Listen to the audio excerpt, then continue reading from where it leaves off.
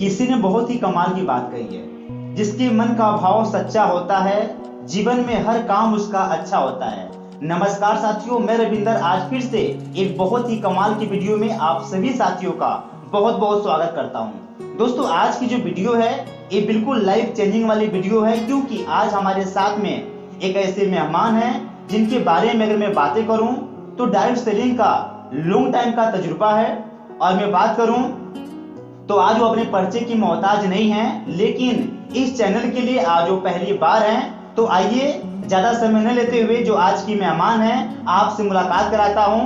तो सबसे पहले बहुत बहुत शुक्रिया miss Anju Sharma ma'am. Thank you sir. और जो आपने जो इस चैनल के लिए जो आपने समय निकाला, इसके लिए मैं बहुत ही अपने तहे दिल से स्वागत करता हूं। और मैं चाहूंगा मंजू मैम कि आज इस चैनल के लिए और हमारे व्यूवर्स के लिए आज आप पहली बार हैं। तो मैं सबसे पहले चाहूंगा कि एक अपना छोटा सा पहले आप परिचय दें कि आप कहाँ की रहने वाली हैं और इस बिजनेस में आने से पहले आप क्या कर रही थी। नमस्कार, मेरा नाम है मंजू कुमारी शर्मा और मैं अररिया राजविहार से बिलोंग करती हूँ।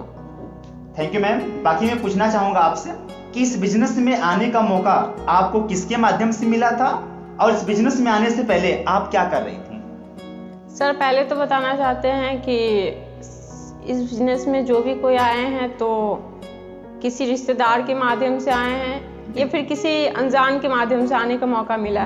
बट सर, हमें जो है किसी अपने रिलेशन के माध्यम से ही आने का मौका मिला। जब हम आने से पहले मेरा इच्छा था, मेरा सपना था, मेरा गोल था कि हम किसी फील्ड में जाएं और कहीं अच्छा एक जगह मिले जहाँ पे हम कुछ बेहतर कर सकें, यानी कि कुछ अच्छा कर सकें। तो जिस किसी का भी माध्यम से मिला है, हमें कोई अनजान व्यक्ति के माध्यम से नहीं मिला, अपने रिलेशन के माध्यम से मिला है। और मेरा कोई और नहीं था, मेरी दीदी का देवर खुद थे, उसके माध्यम से हमें इस बिजनेस में आने का मौका मिला। Thank you ma'am, super. बाकी मैं पूछना चाहूँगा मैम कि इस बिजनेस में आने से पहले आप अपने लाइफ में क्या कर रही थी आप। ऐसे तो सर हर किसी का ज़िंदगी की शुरुआत होता है एक खेलकूद और पढ़ाई लिखाई से, ठीक उसी प्रकार सेम डेट मेरा भी ज़िंदगी की शुरुआत हुआ था एक खेलकूद और पढ़ाई लिखाई से। तो पढ़ाई कर भी रहे थे और प्लस घर का गरीबी या फिर घर का हालात देखते हुए सोचे कि पढ़ाई तो कर रहे हैं, पढ़ाई के दौरान कुछ बेहतर भी करें। उससे पहले मम्मी को बताए भी थे कि हमें आगे पढ़ाई करना है मम्मी, तो उसके लिए हमें इनकम चाहिए, तो हमें इनकम दो, पैसा दो, उससे क्या करें कि आगे हम पढ़ाई कर सके, अपना पढ़ाई कंप्लीट कर सके। पढ़ाई की बात करें तो ज़्यादा हम पढ़ाई भी नहीं किए हुए हैं, ओनली 9 क्लास तक पढ़ाई कर रहे थे। उसके बाद जो है जैसे ही हम सोचे आगे पढ़ाई करें, आगे और भी पढ़ाई किए भी। उससे पहले जो है मम्मी से बोले एक ही चीज़ कि हमें और भी ज़्यादा अच्छे से पढ़ाई करना है, उसके लिए पैसे चाहिए। घर का हालात देखते हुए मेरी मम्मी मना कर दी। मेरी मम्मी इसलिए मना कर दी क्योंकि हम लोग जो है फैमिली में 6 बहन है, एक भाई है और मम्मी पापा, यानी कि 9 परिवार है। 9 परिवार में बहुत ज़्यादा सिचुएशन यानी दिक्कतें आते थे, परेशानी आते थे। मेरे पापा की बात करें तो पापा कुछ यही 30 से 3500 रुपया कमा के लाते थे और उसी में से जो हमको बोलती थी मम्मी कि तुम लो पैसा और इसी में से जो है मेंटेन करना होगा तुमको। तो क्योंकि घर में मेरे फैमिली से लेके मेरी सिस्टर तक जो है उतने पढ़ाई किए नहीं थे, जिसके वजह से जो है किसी को अनुभव नहीं था कि घर कैसे चलाना। जो भी करते थे हम ही करते थे, मम्मी लाती थी और पैसा हमें देती थी। मम्मी के साथ जब हम मार्केट भी जाते थे तो उसमें से ज़्यादा इनकम बचा नहीं पाते, ज़्यादा पैसा बचा नहीं पाते थे। उसके वजह से जो है लास्टली मेरे पापा जो 3500 रुपया लाते थे, 3500 में 3000 रुपये खर्च होता था और 500 रुपया बचता था। उस 500 में सारे यानी कि सिस्टर से लेके पूरा राशन तक का हमको मेंटेन करना रहता था, जिसमें से जो है बच नहीं रहा था। नहीं बचने के कारण होता था कि मेरे फैमिली में मेरे जो सिस्टर रहते थे उनमें से कोई भी जो है आगे पढ़ाई नहीं कर पाए और वहाँ तक हम भी आगे पढ़ाई नहीं कर पाए, घर का हालात और घर का गरीबी देखते हुए। Thank you ma'am. यानी कि हालात बहुत नाजुक होने की वजह से बहुत घर की जो स्थिति थी बहुत ही डाउन थी, जिसकी वजह से आपकी ख्वाहिशें तो थी बट घर की जिम्मेदारी, घर की परेशानी को देखकर शायद आप वो नहीं कर पा रही थी। जी sir. Thank you so much ma'am. बाकी अगला जो सवाल हमारा है, जैसे कि दोस्तों आप लोगों ने देखा आज जो हमारी बातें हो रही है वो मंजू शर्मा मैम से बातें हो रही है, जिन्होंने घर की हालात के बारे में आपके बीच में शेयर किए कि 6 बहन खुद थी और पापा मम्मी इनके थे और सारी जिम्मेदारी में देखा जाए तो शायद इनके ऊपर जिम्मेदारी थी माँ बाप के बाद और परिवार नाजुक होने की वजह से इन्होंने अपनी लाइफ में स्टडी को बेहतर नहीं कर पाई और इनको डायरेक्ट सेलिंग में आने का मौका मिला। तो आइए मैं अगला सवाल करता हूँ। अगला जो सवाल मेरा मैम आपसे है वो ये रहेगा कि डायरेक्ट सेलिंग इंडस्ट्री के अंदर में जब आपको आने का मौका मिला तो इस डायरेक्ट सेलिंग के अंदर में आपने ऐसा क्या देखा जिसको देखने के बाद आपने काम को शुरुआत किया था? ऐसे तो सर मेरा ख्वाहिश था बचपन से ही, जब से समझदारी हुआ तब से ही ख्वाहिश था कि हमें जो मेरा लाइफ स्टाइल है ना वो बहुत ज़्यादा बेहतर करे, यानी कि बहुत अच्छा हम अपना खुद का लाइफ स्टाइल बनाएं, जिसके वजह से जो घर का गरीबी देखते हुए हम नहीं कर पाते थे घर में, बट इस जगह पे आए तो इस जगह पे एक सपना बना पाएँ, एक टारगेट बना पाएँ, एक गोल बना पाएँ, जिससे और यहाँ के लोगों को, यहाँ के सीनियर पर्सन सर लोग को देख के एक होता है ना जिज्ञासा जगाना, उस तरह से मेरे अंदर एक जिज्ञासा जगा काम करने का। जब ये लोग का लाइफ स्टाइल देखते थे तो बहुत अच्छे लगते थे, लगता था कि मेरा जो गोल है, जो भी मेरा सपना है, जो मेरा ख्वाहिश है, इस जगह से हम पूरा कर सकते हैं। क्यों? क्योंकि इस जगह पे जो है ऐसा नहीं कि किसी के अंदर में काम को करना होगा, नहीं, इस जगह पे खुद का मालिक खुद बन सकते हैं। भले आज नहीं बन रहे, भले आज दिक्कत है, परेशानी है, रिजेक्शन है, जब तक इंसान जिंदा रहता है तब तक इंसान के पास रिजेक्शन भी रहता है, परेशानी भी रहता है। हमें पता था कि घर का हालात मेरा खराब था, तब भी मेरे पास परेशानी आता था। जब इस बिजनेस में आए, काम को देखे, समझे, तब भी मेरे पास कहीं ना कहीं परेशानी आया था। ऐसा नहीं कि नहीं आया, रुकावटें तो बहुत सारा आया था कि काम नहीं करना है, जिस जगह पे गए हो वो जगह तुम्हारे लिए गलत है। फिर मेरे अंदर क्या था, एक भूख था लगा हुआ कि हमें घर का हालात को, यानी कि गरीबी को, उसको जो है ख़त्म करना है और खुद का अपने बदौलत जो है कुछ बड़ा करना है इस बिजनेस में। हमें तो पता नहीं लोगों को क्या अच्छा लगता है, नहीं लगता, हमें नहीं पता, बट यहाँ का जो हमें सीनियर पर्सन का अच्छा लगा था वो बहुत ज़्यादा, जिस तरह से फॉर्मल रहते हैं, ड्रेस कोड के साथ पूरा मतलब कि अच्छे से रहते हैं, वो चीज़ हमें देख के बहुत अच्छा लगा। इस जगह पे बोला जाता है कि कोई इंसान अगर डेट भी कर जाता है, मर भी जाता है, तो यहाँ पे नॉमिनी फैसिलिटी देता है, तो वो चीज़ हमें अच्छा लगा और उसी चीज़ को देख के काम को स्टार्ट किए। वंडरफुल, बहुत ही कमाल का आपने बताया। यानी कि इस बिजनेस में मैम आपने यहाँ के जो सीनियर लोग थे उनके ड्रेस कोड को देखकर, उनकी परिवर्तन को देखकर, उनकी जो लाइफ स्टाइल थी वो आपको बहुत प्रभावित की। जी सर, कि ऐसा मुझे भी चाहिए। हाँ। और अगला चीज आपने बताया कि जगह पे आपको मालूम चला था कि नॉमिनी की सुविधा भी है और हर एक इंसान अपनी जिंदगी में काम करता है तो अपने फैमिली के लिए, अपने माँ बाप के लिए, अपने आने वाले जनरेशन के लिए। थैंक यू सो मच, बहुत ही अच्छा लगा मैं आपसे बात करके। जो अगला जो सवाल मेरा आपसे रहेगा वो सवाल ये रहेगा कि इस बिजनेस के अंदर में ऐसा कई बार ऐसा टाइम आया होगा मैम जो आप बहुत टूट चुकी होंगी और आपको लग रहा था कि शायद इस बिजनेस में मेरी कामयाबी शायद इम्पॉसिबल है, तो सबसे ज्यादा परेशानी आपको इस बिजनेस में कहाँ से आ रही थी, किसके माध्यम से आ रही थी? ऐसे सर परेशानी की बात करें तो शायद कहीं ना कहीं आप लोग को बताएंगे तो शायद मैं चाहूंगा कि आप बताएं, क्योंकि मैं चाहता हूं कि आपके माध्यम से जो हमारे जो व्यूअर जो हमें देख रहे हैं इनकी जिंदगी में परिवर्तन हो और वो बेहतर यहाँ से करें। बिल्कुल आप बता सकती हैं। ऐसे तो सर हम बताने के लिए बता सकते हैं, बट ऐसा मेरे साथ सिचुएशन ऐसा ही कुछ आया था जिससे अगर बताने से हमें लगता है कि जितने भी लोग हमें देखेंगे या फिर जितने भी लोग मेरे बात सुनेंगे ना उसका रूट तक काम जाएंगे। इसलिए क्योंकि मेरे पास रिजेक्शन का बात करें और परेशानी की बात करें तो शायद ही कम ऐसे लोग होंगे जिसके पास आया होगा, बट मेरे पास जो है बहुत सारा रिजेक्शन आया है, बहुत ज़्यादा परेशानी आया है। यही नहीं, कितने सारे लड़कियां ऐसे भी होते हैं, कितने सारे लड़के ऐसे भी होते हैं, किसी पे विश्वास करे या फिर ना करे, बट वो अपने माँ के ऊपर और पिताजी के ऊपर बिल्कुल पूरा विश्वास करते हैं। और सर हम इस जगह पे आए तो इस जगह पे आने से पहले हम किसी पे विश्वास उतना तो नहीं करते थे, पर अपने माँ पे और पिताजी पे बहुत ज़्यादा विश्वास करते थे। क्यों? क्योंकि इस जगह पे हम सोचे कि माँ बाप का सपोर्ट मिलेगा तो इस जगह से हम बहुत ज़्यादा कामयाब भी हो जाएंगे। जिस तरह से हम इस जगह पे आए, काम को देखे सर और काम को स्टार्ट किए, मेरे घर से और मेरे फैमिली से, जो फैमिली का जो आस पास का लोग होते हैं वो लोगों से बहुत ज़्यादा रिजेक्शन आया। रिजेक्शन यही आया कि जिस जगह पे गए हो तुम मंजू, वो जगह पे तुम कामयाब नहीं हो पाओगे, वो जगह तुम्हारे लिए अच्छा नहीं है। बहुत सारे इंसान को देखते हैं कि पढ़ाई लिखाई करके बैठे हुए हैं, तुम उतना पढ़ी लिखी भी नहीं हो, कैसे तुम उस जगह पे कामयाब हो पाएगी। इस तरह का रिजेक्शन आया था सर, और इस रिजेक्शन में बहुत ज़्यादा हम टूट भी गए थे, परेशान भी हो गए थे। हमें लगा कि ये जगह मेरे लिए नहीं है, बट फिर भी हमें एक होता है ना कि माँ बाप का सहारा मिले या ना मिले, पर इंसान को गुरु का सहारा मिलता है तो उनसे क्या मिलता है, हिम्मत मिलता है। उसी तरह से इस जगह पे भी बहुत सारे ऐसे लोग थे जो कामयाब थे सर, और वो लोग आके हमें हिम्मत दिए, ताकत दिए, जिससे हमें लगा कि हम अपने सपनों को पूरा कर सकें। वंडरफुल, बहुत ही कमाल का आपने एक्सप्लेन किया। यानी कि आपके इन शब्दों में झलक रहा है कि आपने जब इस काम को शुरुआत किया था तो ऐसी बहुत सारी परेशानियां आपको आई, और सबसे अधिक जो परेशानी आई, जो हमने समझा आपके जवाबों से, वो आपके आसपास के लोगों से। जो लोग आपको तरह तरह के लोग कमेंट करते थे कि तुम वहाँ पे कुछ नहीं कर पाओगे, अदरवाइज बहुत सारी बातें ऐसे आपके लाइफ में हो रही थी।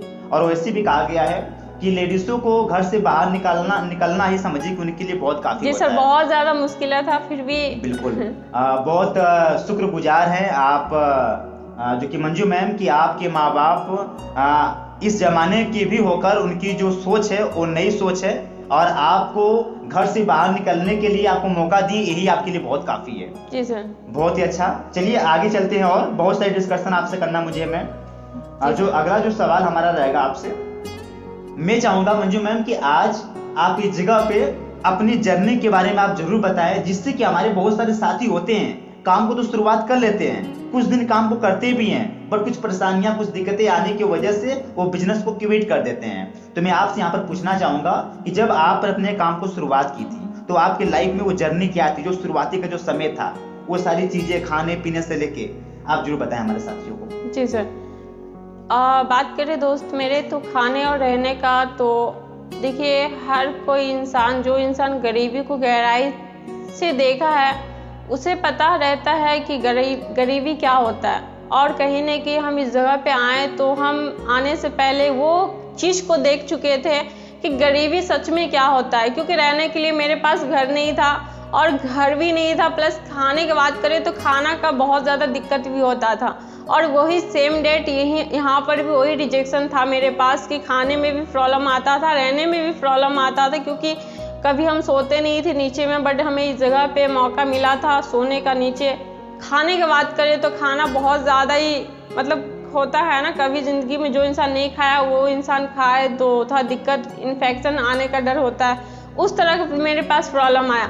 फिर भी एक ही चीज़ सोचे कि कोई दिक्कत नहीं, आज दिन मेरे साथ बुरा है, कहीं न कहीं अगर ये समय जो मेरे पास है, ये समय को अगर हम बेहतर बनाएंगे तो इससे भी अच्छा समय आएगा। ऐसा नहीं, कुछ लोग इस जगह से गए हुए थे, वो लोग बोलते थे कि मंजू उस जगह का जो खाना है, जो रहना है, उस जगह का जो काम है, जो उस जगह तुम सपना बनाई हो, हमें नहीं लगता है कि तुम उस जगह से पूरा कर पाओगे, और हमें ये नहीं लगता कि तुम वो खाना खा के उस जगह पे तुम कामयाब हो पाएगी या फिर कुछ बड़ा अचीव कर पाएगी। जिससे जो है थोड़ा बहुत टॉर्चर मिलता था लोगों से, फिर भी वो टॉर्चर मिलता था, एक ही चीज़ सोचते थे कि नहीं कोई बात नहीं, वो टॉर्चर तो मिल रहा है, बट कुछ समय के लिए। जब इंसान का हालात खराब होता है तो ऐसा नहीं कि जिंदगी भर के लिए होता है, कुछ समय के लिए ही होता है। तो उसी तरह से कुछ समय के लिए लोग हमें रिजेक्शन दे रहे थे, बट वो रिजेक्शन को क्या करते थे, हम साइड करते थे, उतना हम दिमाग में नहीं रखते थे। क्यों? क्योंकि मेरे अंदर भूख था कि हमें कुछ बेहतर करना, जिसके वजह से जो है हम रिजेक्शन को, परेशानी को साइड किए, और जो मेरा गोल था, जो मेरा सपना था, वो चीज के पीछे हम लग गए थे। दैट ग्रेट्स, वंडरफुल, बहुत ही कमाल का आपने एक्सप्लेन किया मंजू मैम। यानी कि जब आपने इस बिजनेस की शुरुआत आपने किया था तो आपके बीच में ऐसी कई सारी परेशानियां आई थी, जैसे आपने एग्जाम्पल के रूप में आपने बताया, खाने पीने को लेकर, रहने को लेकर, आपको शायद नीचे सोना भी पड़ता था। Yes sir. और जहाँ पे हम घर पे कभी पर्सनल रूम में रहा करते थे, एक होता है ना मम्मी पापा जो केयर करते हैं, मेरे मम्मी पापा तो खुद का परेशानी देखते नहीं थे, बट फिर भी अपने बेटा बेटी को बहुत अच्छे से संभाल के रखते थे। बट इस जगह पे आने के बाद तो कोई संभालने वाले थे नहीं, फिर भी अपने आप को बहुत ज़्यादा सर हम संभाले, और संभालने का वजह भी यही था कि हमें कामयाब होना था। बिल्कुल, यानी कि इससे हम अपने अंदर में ही हम अपने अंदर में सोच सकते हैं कि जो आज परेशानियां हमारे साथ है, चाहे वो खाने को लेकर, चाहे रहने को लेकर, ये जिंदगी भर के लिए नहीं है। अगर हम अच्छे से उत्साह लेते हैं 2 महीना, 4 महीना, 6 महीना, तो शायद जिसके लिए हम घर से बाहर निकले हैं शायद हम पूरा कर सकते हैं, वो चीज पूरा कर सकते हैं। Thank you so much. बाकी मैम इस बिजनेस के अंदर में एक पार्ट आता है अप्लायंस का। बहुत सारे ऐसे हमारे साथी होते हैं जिनके अप्लायंस उम्र में छोटे होते हैं, डिग्री में कम होते हैं, तो लोग उनकी कद्र नहीं करता है। तो मैं आपसे पूछना चाहूंगा कि इस बिजनेस के लिए अप्लायन का क्या रोल होता है?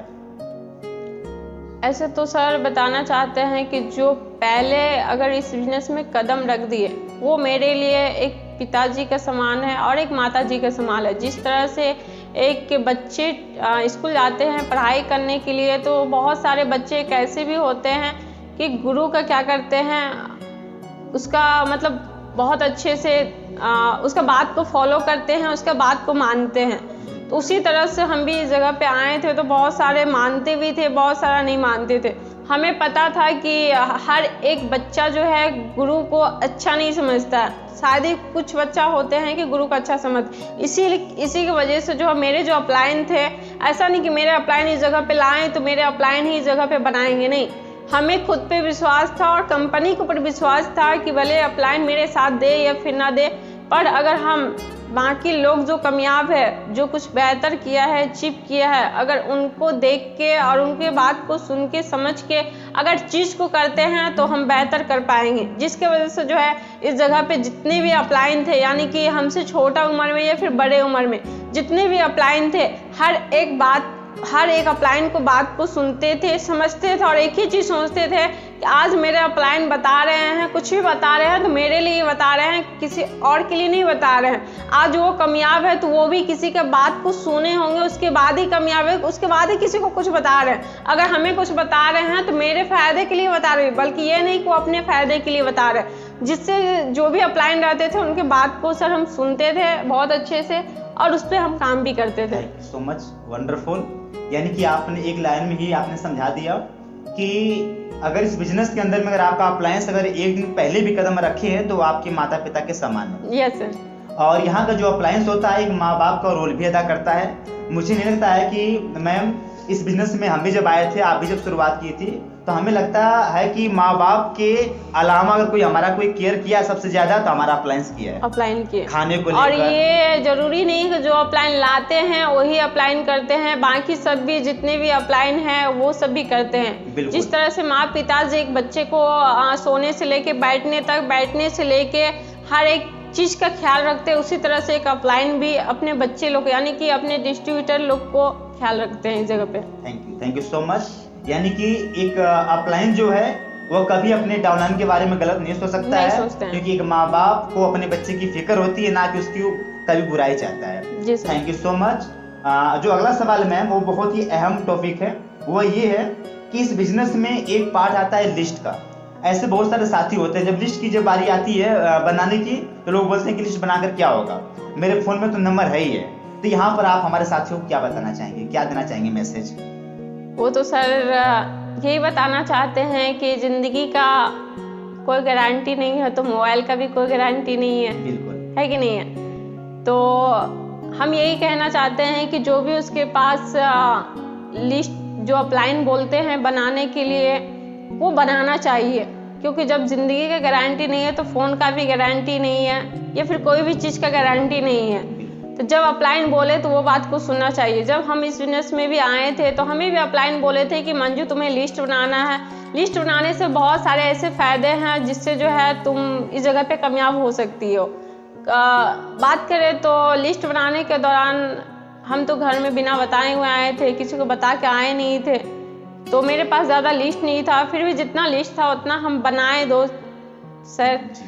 बिल्कुल उतना लिस्ट बनाने के बाद जो है बात करें तो लिस्ट हम बहुत कम बनाए, बट हम यही कहना चाहते हैं कि हम तो कम बनाए पर बाकी लोग जितने भी है इस बिजनेस में आने का, जिसका भी अगर मौका मिला है, वो लोग से हम यही बताना चाहते हैं कि अगर आपको कामयाब होना है, कुछ बड़ा अचीव करना है, तो फिर आपको लिस्ट बनाना ज़रूरी नहीं, मजबूरी है, क्योंकि लिस्ट ही आपका सब कुछ है और लिस्ट ही आपका जो है सपना भी पूरा कर सकते हैं।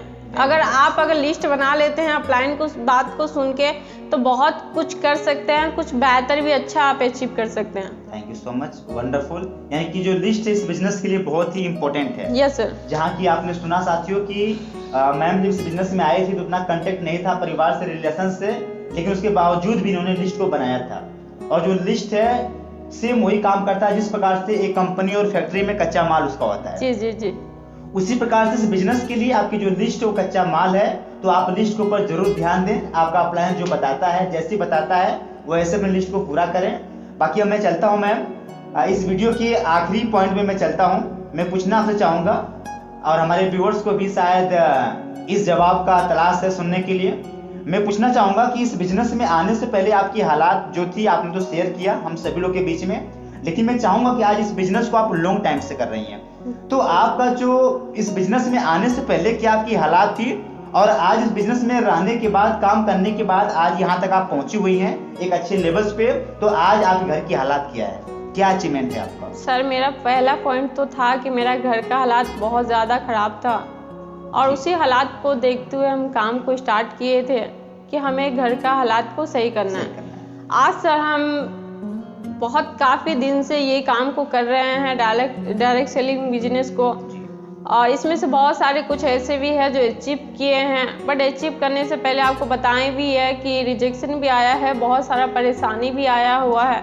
बस एक ही चीज़ सोच के रिजेक्शन परेशानी को हटाते थे, साइड करते थे कि बाकी लोग कामयाब हो सकते हैं मेरे जैसे और आप लोग के जैसे, तो हम भी कामयाब हो सकते हैं इस बिजनेस में। और उसी चीज़ को, वही चीज़ का सोच के साथ हम काम स्टार्ट किया और जैसे ही काम स्टार्ट किए दोस्त मेरे, रिजल्ट का बात करें तो रिजल्ट बहुत ज़्यादा बेहतर आया, बहुत ज़्यादा अच्छा आया। अपलाइन पे विश्वास किए, कंपनी पे विश्वास किए, खुद पे विश्वास किए, लोगों का बात को इग्नोर किए, जिसके वजह से जो है इस जगह से बहुत कुछ ऐसे है जो अचीव किए हुए हैं।